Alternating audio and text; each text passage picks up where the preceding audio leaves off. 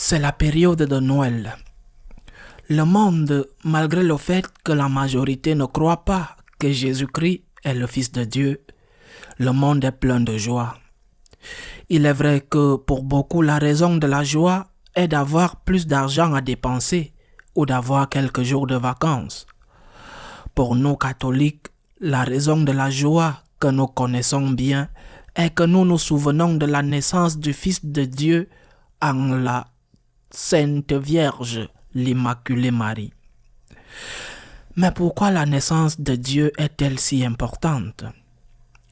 Pourquoi est-elle si importante que 2021 ans plus tard, nous la célébrons encore et nous avons même réussi à répandre une partie de notre joie à ceux qui ne croient pas en Jésus-Christ et même à ceux qui ne croient en rien?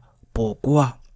Nous devons donner des réponses à cette question pour nous-mêmes et pour les autres. Il m'est venu à l'esprit de sélectionner parmi tant de raisons 7 et une de plus.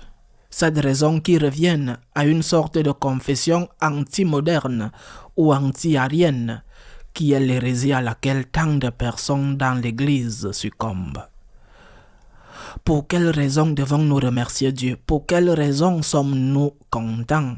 Premièrement, Dieu s'est fait homme, ce qui signifie que non seulement Dieu existe, mais qu'il aime suffisamment l'homme pour devenir l'un d'entre nous avec toutes les conséquences que cela implique.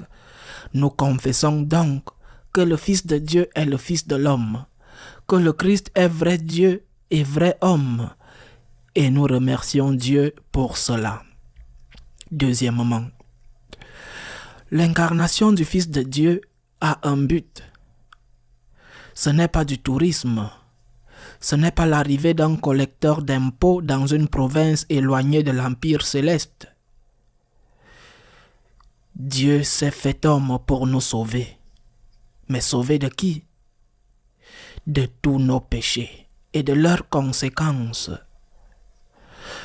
C'est pourquoi nous confessons que le Christ est notre Sauveur et nous remercions Dieu pour cela.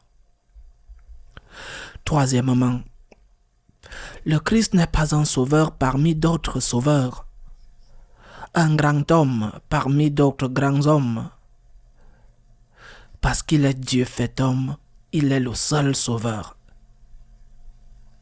C'est pourquoi nous confessons que c'est seulement en lui que nous pouvons trouver le salut et qu'il n'y a personne qui puisse se comparer à lui. Et nous remercions Dieu pour cela.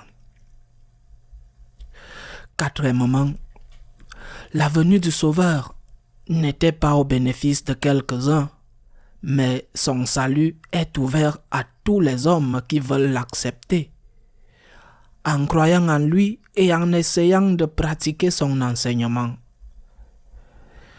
C'est pourquoi nous confessons que le Christ est le Sauveur de tous, et c'est pourquoi nous évangélisons pour que tous aient accès au salut qui vient du Christ.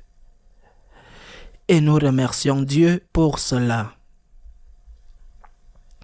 Cinquièmement, le Christ, vrai Dieu et vrai homme, nous a sauvés en s'offrant volontairement en sacrifice sur la croix. Sa mort a été rédemptrice, ses plaies nous ont guéris et son sang versé nous a donné une vie nouvelle. Il n'est pas mort par caprice, mais parce qu'il était nécessaire d'effacer de cette manière la dette de nos péchés.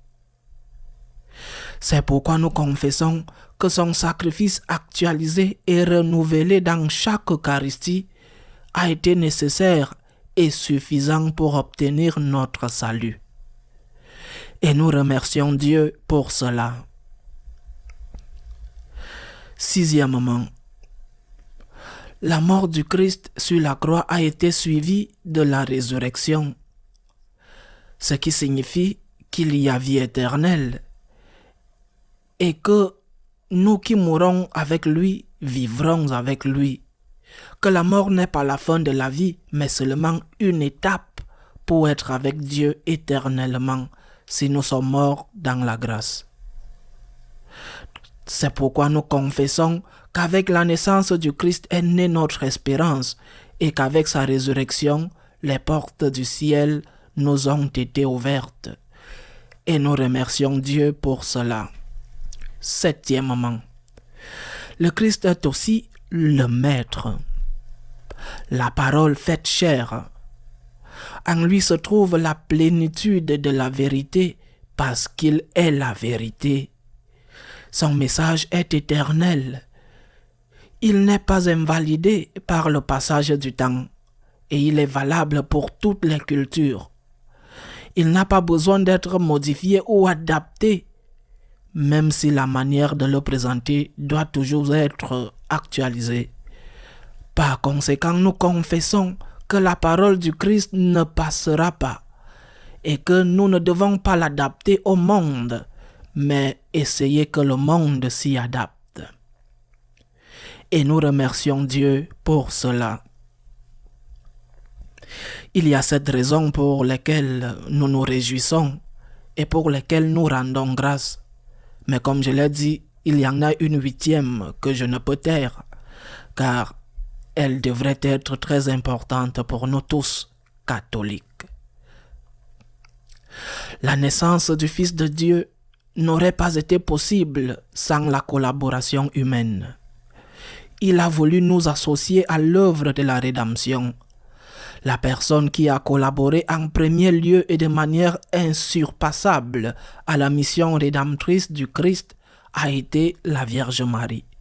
Elle a été la première, mais pas la seule, car nous sommes tous appelés à cette collaboration. Elle n'est pas l'égale de son Fils, car elle n'est pas une déesse. Mais sans elle, Jésus n'aurait pas pu naître et il n'aurait pas reçu l'amour, l'éducation et les soins dont tout être humain a besoin. C'est pourquoi nous remercions Dieu pour Marie et nous disons plein d'amour pour elle en tant que collaboratrice, co-rédemptrice. Joyeuse et sainte nativité.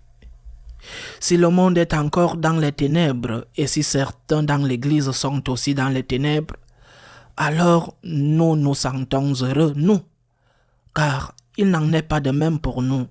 Nous savons pourquoi nous nous réjouissons. Nous savons que notre Sauveur est né.